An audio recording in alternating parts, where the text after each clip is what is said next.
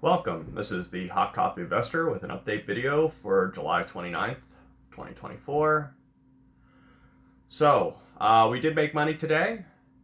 We held those contracts like we planned through the morning. Wish I had held on a little longer. I would have made over 6,000, and not much longer. I saw a decent number. I decided to take it after everything that's happened last week from Wednesday to Friday. And, it's ironically the best positive day of the month, but I'm still not very happy with it because of the size that I took.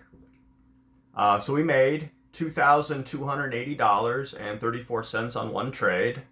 That was the trade we held from yesterday. We could have made well over 6,000 on that trade. We still, at this point, would have made over 5,000. So it's fine.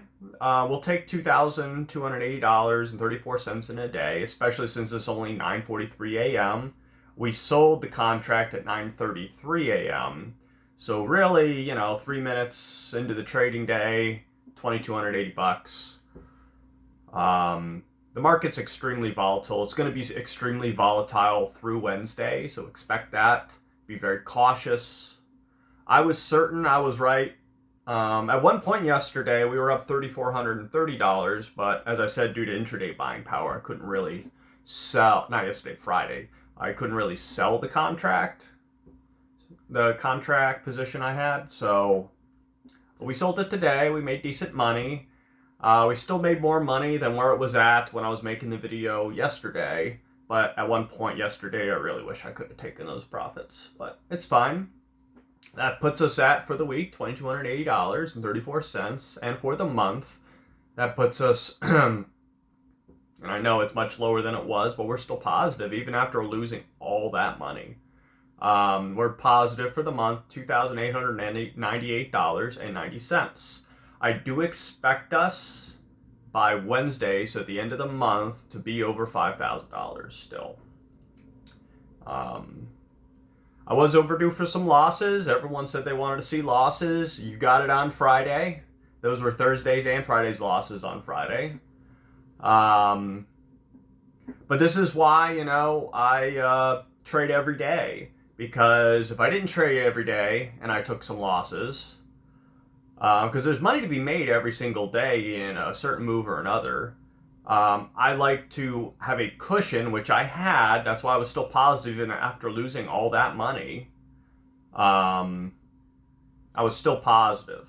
We still have 2 days left. If I can mirror this, we'll be over $6,000 for the week, or for the month. Well, 6,000 for the week too. Well, for the month, because the month ends on Wednesday. But if you go for the week, we'll see. I don't know if I'm going to take such large positions Tuesday and Wednesday because we got the Federal Reserve minutes and meeting coming up on Wednesday. It starts Tuesday, but it ends Wednesday.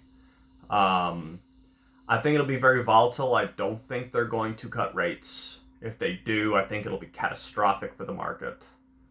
I will not be trading during the minutes. There's a lot of money to be made during the minutes. I've done really well during minutes before, but I don't have my cushion that I like to have for the minutes anymore. So I'm not going to take that risk. So I will trade in the morning, depending upon where I think it's going to go based off of the news that comes out through Tuesday and Wednesday. And, we'll go from there. We didn't trade SPX today. It's only NVIDIA. This brings our total account value to $32,702.67. Much lower than the 47.7 we were on Wednesday, but it is what it is. I'm still just fine.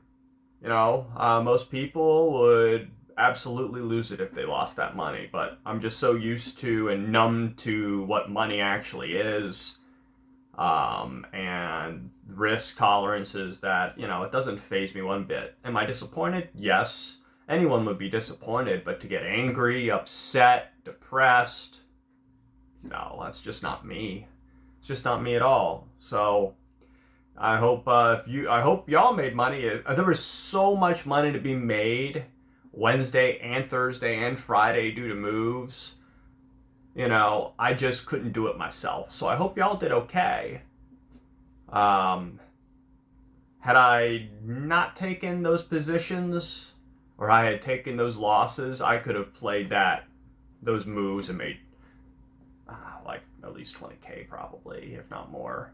It would have been crazy because the moves were so direct, especially Thursday, where at the open it just went straight down and then went up like above that.